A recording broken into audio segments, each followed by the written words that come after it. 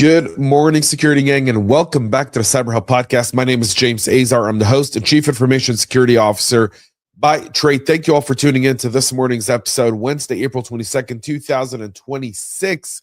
We've got a lot to talk about on today's show, so let me give you a little teaser about what we're covering, including CISA adding Cisco's Catalyst SD-WAN Manager CVE 2026-201332, its KEV catalog with an April 24th federal patching deadline. Progress patching 5 critical OS command injections and WAF bypass flaws in MOVEit WAF and Kemp Loadmaster at a CVSS 9.3. Vercel confirming the breach through a compromised contacts AI OAuth with $2 million shiny hunter listing on breach forums. A pair of 9.9er RCEs and Spinnaker then will touch Adobe, Airbnb, and JP Morgan pipelines. Forescout's bridge break disclosure of 22 flaws in the Lantronix and Silex serial to Ethernet converters is significant. Kaspersky exposing the Lotus wiper deployed against some Venezuelan energy firms. Checkpoint on the gentleman ransomware as a service behind 1,570 host SystemBC Botnet. Akira posting Aliva Manufacturing and Arctic Home Living, and former Digital Mint negotiator Angelo Martino pleading guilty to aiding Black Cat, and Tyler Buchanan, Scattered Spiders, Tyler B, pleading guilty to the $8 million SIM swap scheme. That's all on today's episode. Are you ready? You pumped? Everyone tuning in? We got a packed show. Sorry, I'm a bit stuffy, right? Like in Atlanta, weather changes often. I think also the lack of sleep with the new baby in the home. I'll be honest, it's April 22nd. This might have been the roughest, probably 30-day stretch in recent memory for me.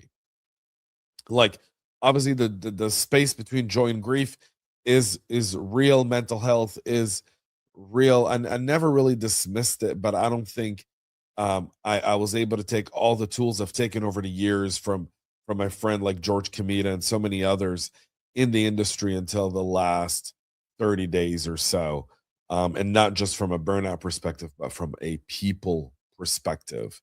It's really kind of driven me down a path. You're welcome to read all about it at cyberhubpodcast.com.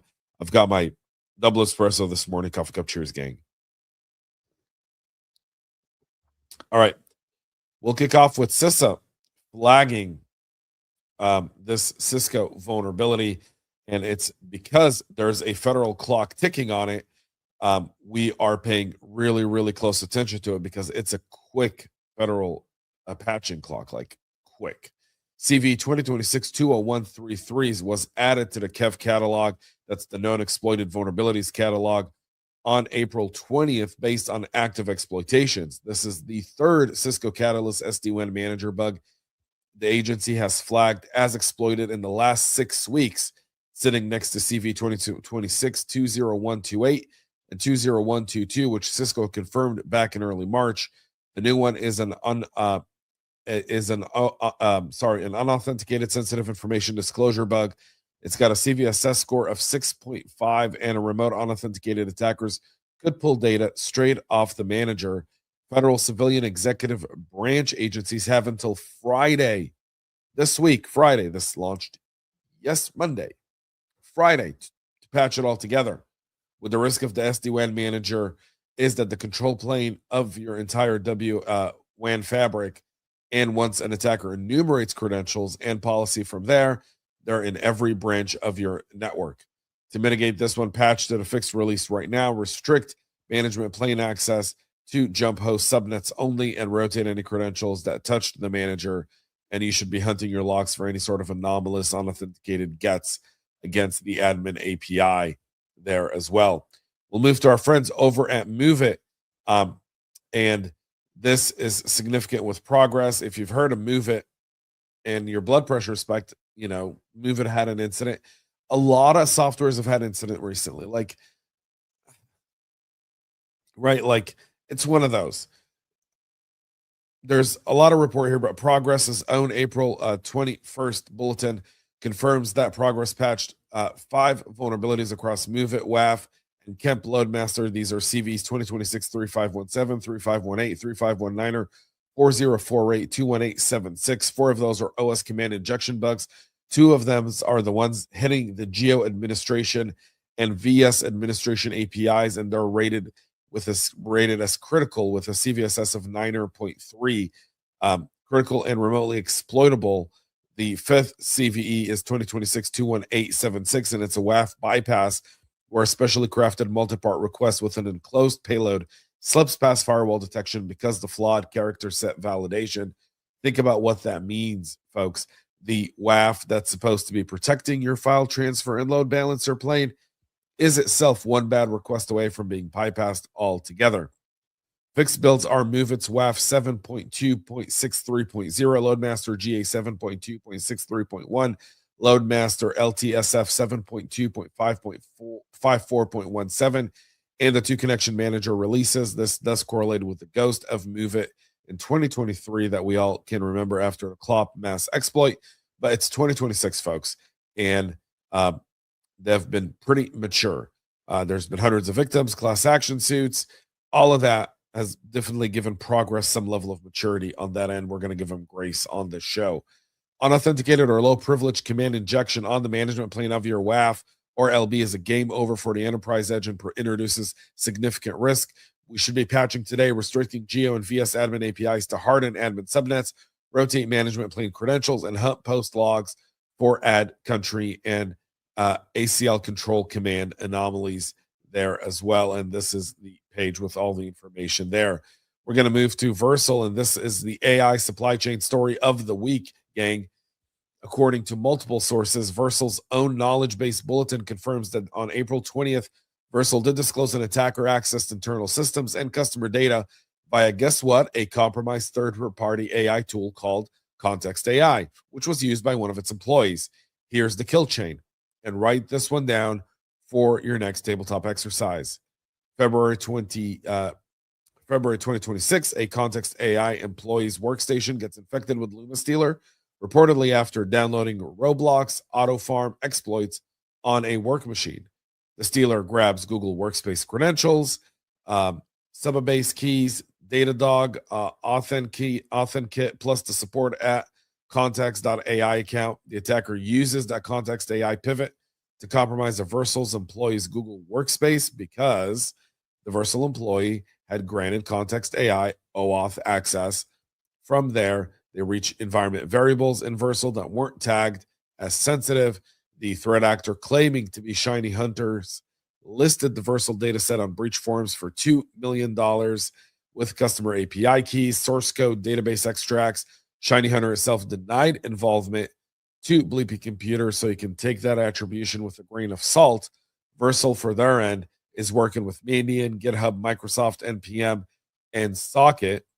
Good news is no Vercel published NPM packages were tampered with the risk of an AI tool with unrestricted OAuth scope into your Google Workspace or even Microsoft is indistinguishable from an insider. We should be inventorying every AI or SaaS OAuth grant in your workspaces or Microsoft 365 tenant, enforce least privilege scopes, block unrestricted access consent prompts at the tenant level, mark environments variables, holding creds as sensitive, and rotate every key that traversed a third-party API integration. And if you do one thing today from this episode, make it that OAuth audit is that. All right, we'll go to our next story here, staying on the critical CVE beat. We move to Spinnaker, the Hacker Wire, and the NVD confirming two critical RCEs published on April 20th, CV 2026-32604, the Gitarapu Artifact RCE, and CV 2026-32613, the Echo Espel RCE, both rated 9.9, and the first one lets an unauthenticated attacker execute arbitrary commands on cloud driver pods, exposing credentials and even enabling file removal. The second abuses unrestricted Spring expression language evaluation and artifact handling to reach full JVM level code execution. Fixed versions are 2026.1.0, 2026.0.1, 2025.4.2, and 2025.3.2. SpinMaker is a continuous delivery pipeline at Adobe, Airbnb, JP Morgan Chase, among many others. So if your org deploys through Spinnaker, this is direct path to production code tampering and even cloud credential theft with that risk being your CI/CD plane is the new crown jewel, and 2 simultaneous 9.9er bugs with no authentication required is pretty bad. So we should be upgrading today. Restrict cloud driver and echo services to internal networks only. Audit your Git repo, artifact sources for untrusted inputs, and rotate any cloud credentials accessible to cloud driver pods altogether. Next up is OT, and this one is the big one. According to our friends over at the Hacker News, Forescout's Veeder Labs disclosed 22 new vulnerabilities they're calling bridge break in the Lantronix EDS 3000 PS, EDS 5000, and Silex SD-330 AC. These are serial to AP converters that are used in many OT environment. That's remote code execution, that's client-side code authentication, denial of service, and even authentication bypass, as well as device takeover, firmware tampering, and even information disclosure. You name it, it's there. And here's the kicker. Forescout counted roughly 20,000 of these boxes exposed to the public internet globally, sitting in manufacturing, utilities, and even healthcare. These gateways are the bridge between the plant floor and the corporate network. So any sort of successful exploitation lets an attacker manipulate sensor readings, disrupt serial traffic, or even pivot laterally into flat OT networks that assumed nobody could reach them. Think Jaguar Land Rover, only at a much worse scale. This thus correlated with the broader 2026 pattern where plant adjacent boxes and PLCs and gateways, converters keep surfacing as the soft underbelly of your ICS environment. We should be replacing default credential segment. Microsegmentation goes a long way here, folks. I'm just going to say it. Microsegmentation here goes a very, very long way. We should also monitor for anomalous TCP sessions to our serial ports and pressure Lantronix and Silex for their firmware timelines if you're a customer there. Now for the wiper of the week. I hope you're ready for this one. Bleeping Computer, Kaspersky Secureless disclosing a previously undocumented data wiping malware called Lotus. It's pointed squarely at the Venezuelan energy and utility organizations. Samples were uploaded to a public scanning platform from a machine inside Venezuela in mid-December. Kaspersky ties the timing to the regional tensions that accumulated in January with the capture of then president and narco trafficker Nicolas Maduro. Lotus is ugly. It works at a low level, issuing IOCTL calls to retrieve disk geometry, clearing USN journal entries before and after file deletion, wiping volume shadow copies and restore points, and then overwriting physical sectors to leave systems unrecoverable. On the final wipe, it sends IOCTL disk update properties. So Windows rereads a scrambled disk, which is a useful tell for IR teams trying to separate Lotus telemetry from ordinary ransomware detonations. This risk of a wiper aimed at a grid doesn't just ransom, it just takes generations and distributions offline. So per Kaspersky, you should monitor your net logon share changes and the UIO detect manipulation, including mass account changes, NIC disables, and any sort of unexpected use of disk park, robocopy, and FSU-TIL. And if you sit anywhere near critical infrastructure, frequently tested offline backups on your ICS adjacent window hosts needs to be a priority going into it as well. On to ransomware, and infrastructure on this one earns its slot because of the numbers, folks. According to multiple sources, on April 20th and April 21st, a deeper investigation into Gentleman Ransomware affiliate system. Sorry, we're looking at the wrong story here, I believe. Yes, we're looking at the wrong story. This is it. Sorry. I was like, what? Akira? Hang on, that's the next one. All right. Surfaced a SystemBC command and control serving 1,570 plus likely corporate victim hosts. A gentleman emerged mid-2025 with a Go-based locker hitting Windows, Linux, NOS, and BSD, plus a C-based ESXi locker. They've claimed 320 plus public victims, most of them in 2026. Affiliates pair SystemBC SOC's 5 tunnels with the RC4 encrypted C2 with Cobalt Strike, and Checkpoint is saying they're integrating into a broader, mature post-exploitation tool chain with victim geography leads like US, UK, Germany, Australia, and even Romania right in the middle of this audience. With the risk here, folks, is being something that's quite significant because SystemBC is early access signal. That ransomware detonation is often days, not weeks away. To mitigate this one, block known SystemBC C2 ranges at egress, hunt for SOCs 5 tunnels on uncommon outbound ports, correlate Cobalt Strike beacon hits with proxy style traffic, and treat a dual SystemBC plus Cobalt detection as an incident, not an alert. And as we go now to the story we just brought up a little bit ago here around Akira, they're back in the headlines. Red Packet is saying Akira has an Akira tracker, and the Falcon Feeds strategic assessment show Akira posts Alva Manufacturing to its leak site on April 21st, along with Arctic Home Living as a second fresh listing.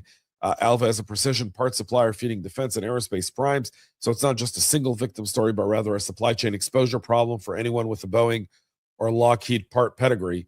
Akira has been one of the highest volume brands of 2025 and 2026, and CISA, FBI, and partner agencies reissued joint guidance late last year warning of accelerating critical infrastructure targeting, manufacturing, legal professional services, and construction engineering remain Akira's top 3 victims, with the risk of Akira's playbook centering on VPN appliances exploitation like SonicWall, SSL VPN, Cisco ASAs, followed by rapid lateral movement and exfil before exfiltration. To mitigate, we should be patching those VPN appliances now, enforce MFA and all remote access, monitor for SystemBC and Cobalt style pre-encryption beacons, and stress test your offline backups and restores. Now let's get to some good guys prevail, because that's how I love to end every single show here. This is a story I've been waiting to cover, that the ransomware negotiator pleading guilty to working for the other side. The DOJ announcement confirmed that Angelo Martino, 41, of Lando Lakes, Florida, not the butter, the city, pleaded guilty yesterday, April 21st, in the Southern District Court of Florida to conspiring with Alpha V/Black Hat operators while working as an incident response negotiator at Digital Mint. He admitted selling Black Hat the victim's confidential information, insurance policy limits, and internal negotiation strategies across 5 engagements starting in April of 2023. He also conspired with Ryan Goldberg of Georgia and Kevin Martin of Texas to deploy Black Hat ransomware against multiple U.S. victims. Law enforcement seized $10 million in assets from Martino, including digital currency vehicles, a food truck, a luxury fishing boat. Sentencing is July 9th with a 20-year max. This is the 3rd Digital Mint employee charged in this cluster, so pay close attention to that. And another one of these guys bites the dust. Scattered Spider's ringleader just owned up, according to reports. Tyler Robert Buchanan, 24, of Dundee, Scotland. The Scattered Spider member known as Tyler B pleaded guilty on April 17th in the Central District Court of California to conspiracy to commit wire fraud and aggravated identity theft. The statutory max is 22 years. Sentencing is August 21st. The scheme ran tens of thousands of SMS phishing lures in 2022, leading to intrusions at Twilio, LastPass, DoorDash, and MailChimp. They then leveraged that access into SIM swap attacks that drained crypto wallets. Buchanan personally pocketed $8 million. He was arrested at Palma Airport in Spain in June of 2024 as he tried to fly to Italy and was extradited to the U.S. He's the 2nd Scattered Spider linked U.S. guilty plea this year alone. That's it for our show this morning. The through line today is the control plane, SD-WAN managers, MOVEit WAF admin APIs, your Spinnaker cloud driver pods, your workspace OAuth tokens, your Loadmaster admin endpoints. All of them are one unauthenticated bug or one overscoped consent grant away from a really, really bad day. The other threat is destructive intent and insider accountability, with Lotus burning down a power grid, Akira leaking precision parts manufacturers, and courtrooms catching up to these criminals. If you do 3 things today and you take them away from the show, patch CV 2026-201-33 before Friday's federal deadline. If they're having to do it by Friday, imagine when you have to do it. Deploy to progress, MOVEit WAF, and Loadmaster patches in an emergency change window, and run the AI tool OAuth audit in your Google Workspace or M365 tenant. Everything else can wait until tomorrow. Thank you all for tuning into this morning's show. We'll be back tomorrow with the latest. Please check out cyberhubpodcast.com. Find us on your social media platforms. Make sure to subscribe, follow, share, like, and comment. And most importantly, y'all, have a great rest of your day. Stay cyber safe. We love feedback, so make sure to connect with us on social media and subscribe to our podcast on your favorite podcast listening platform.